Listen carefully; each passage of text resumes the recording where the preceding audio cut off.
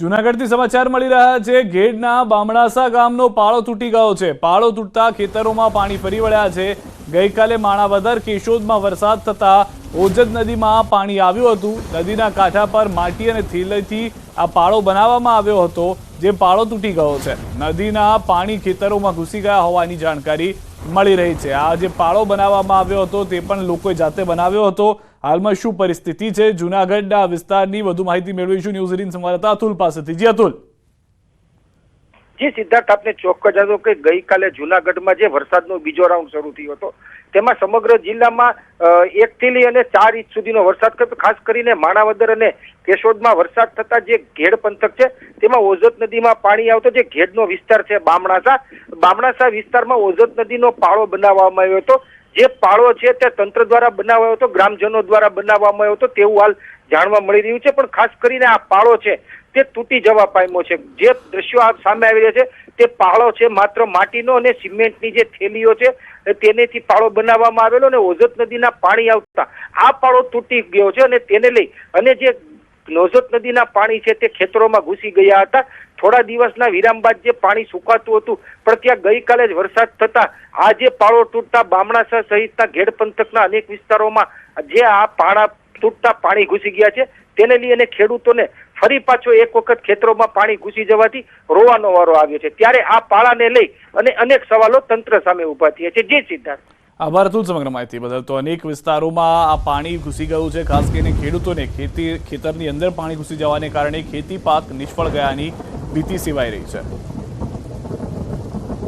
અન્ય સમાચાર પર નજર કરીશું। સુરતથી સમાચાર। આંગણવાડીમાંથી મળી છે દારૂની બોટલો। ઉધના વિજયનગર આંગણવાડીની ઘટના પરિસરમાંથી મળી છે મોટી માત્રામાં દારૂની બોટલો। અસામાજિક તત્વો દારૂની મહેફિલ કરતા હોવાની શક્યતા। ઉધના પોલીસ પણ ઘટના સ્થળે પહોંચી છે અને આંગણવાડીમાંથી જ્યારે દારૂની બોટલો મળી આવી છે તો અનેક સવાલો ઊભા થઈ રહ્યા છે, કારણ કે અહીંયા આગળ બાળકોના ભણતર માટેની પ્રવૃત્તિ કરવાને બદલે જો આ ધંધા ચાલતા હોય તો શું પરિસ્થિતિ થાય તે વિચારવી જ રહી।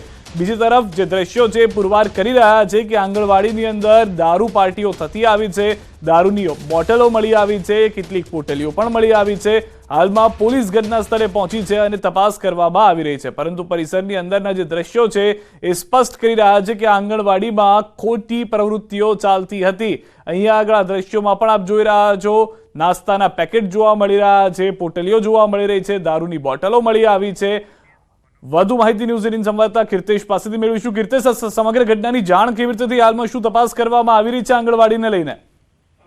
બિલકુલ, સુરતના ઉધના વિસ્તારની આ ઘટના છે। ઉધના વિસ્તારમાં આવેલી આંગણવાડીના પાછળના ભાગે કેટલાક અસામાજિક તત્વો દ્વારા દારૂની બોટલો નાખવામાં આવી હતી, જેની જાણ સ્થાનિક લોકોને થતા સ્થાનિક લોકોએ આ બાબતના વિડીયો સોશિયલ મીડિયામાં વાયરલ કર્યા હતા। ઘટનાની જાણ થતા પોલીસે આ મામલે શરૂ કરી છે તપાસ। પણ સૌથી મહત્વની વાત છે કે આ વિસ્તારમાં જે પ્રકારે અસામાજિક તત્વો રહે છે અને જે પ્રકારે આંગણવાડી કે દિવસમાં શાળા ચાલતી હોય છે અને રાત્રિ દરમિયાન ત્યાં દારૂની મહેફિલ કરી અને કચરો નાખી ગયા હોવાની વિગતો સામે આવી રહી છે। જોકે તમામ મુદ્દા પર અને જે રીતે વિડીયો વાયરલ થયા છે તેને લઈને હવે ઉધના પોલીસે તપાસનો ધમધમાટ શરૂ કર્યો છે।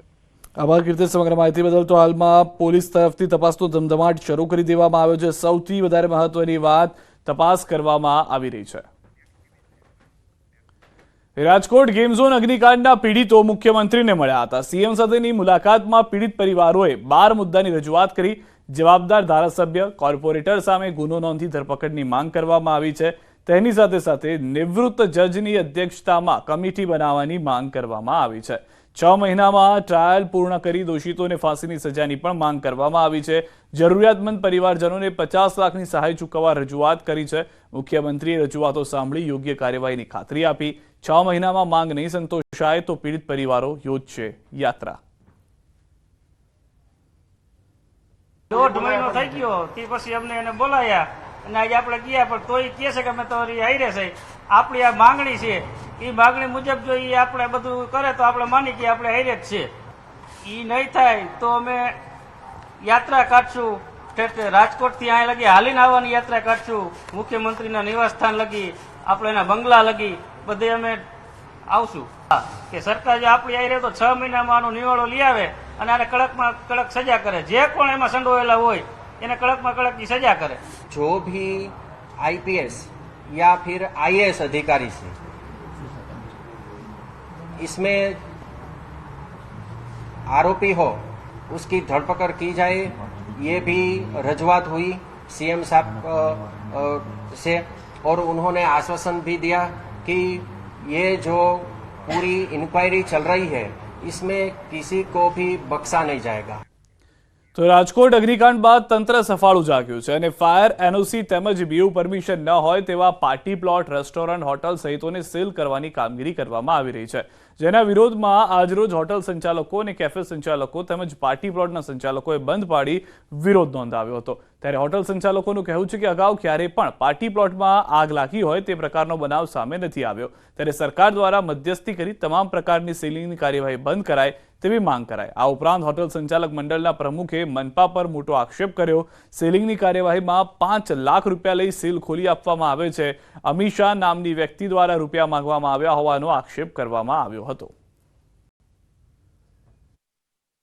ટોટલ રાજકોટના તમામ restaurant, banquet hall, party plot અથવા ખાણીપીણીને લગતા તમામ ધંધાઓ આજે બંધ રહેશે। કે નાના યુનિટ છે જ્યાં કોઈ આગની શક્યતા નથી, જે 50 બાય 50 માં જે રેસ્ટોરન્ટ ચાલુ હોય અથવા પાર્ટી પ્લોટ હોય, પાર્ટી પ્લોટમાં તો આજ સુધીમાં ગુજરાતમાં કોઈ એવો કિસ્સો નથી કે પાર્ટી પ્લોટમાં આગ લાગી હોય, તો એને પણ હેરાન કરવામાં આવે છે। અત્યારે પણ 5-5 લાખની ઓફર છે। થોડાક દિવસ પહેલા 2-3 દિવસ પહેલા જ ન્યૂઝમાં આવી ગયું છે એક અધિકારીનું નામ, જે આરએમસીમાં લોકો હતા અને આરએમસીમાં ત્યાંથી ડિસ્ચાર્જ કર્યા છે, તે આરએમસીના નામે હપ્તા ઉઘરાવતા હતા, 5-5 લાખ રૂપિયાના સેટિંગ માંગેલ છે, તો એમાં અત્યારે ના પાડે છે।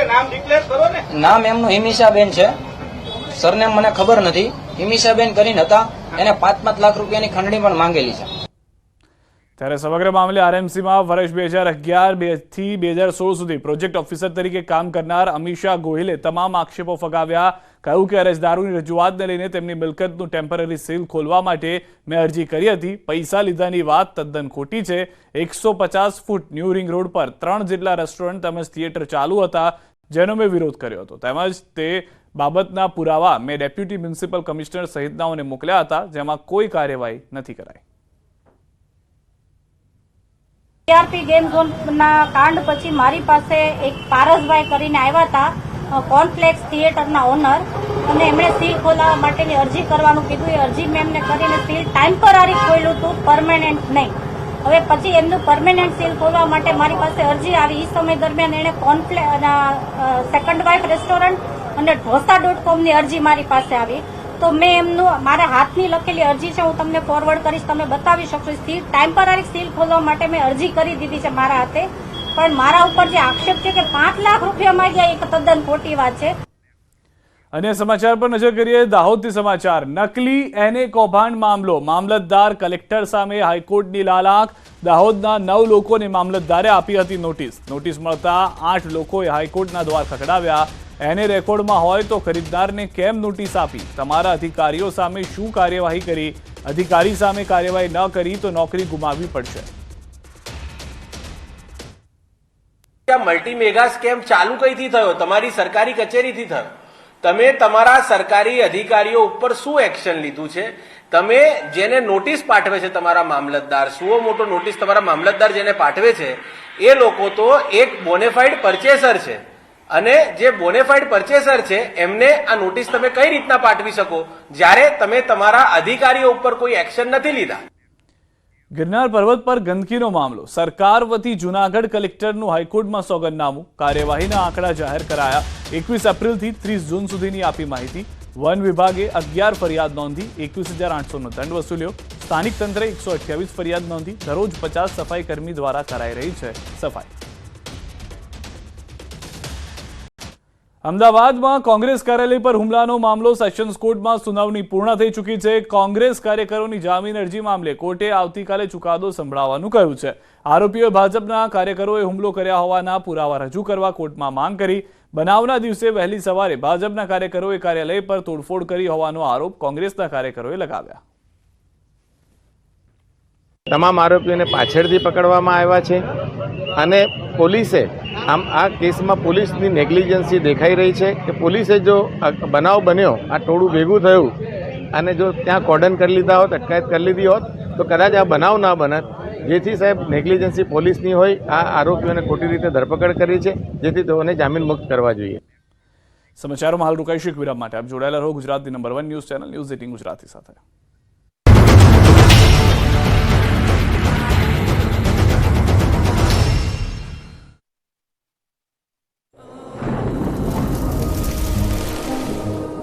જળવાયુ પરિવર્તનનું જોખમ આપણા દરવાજે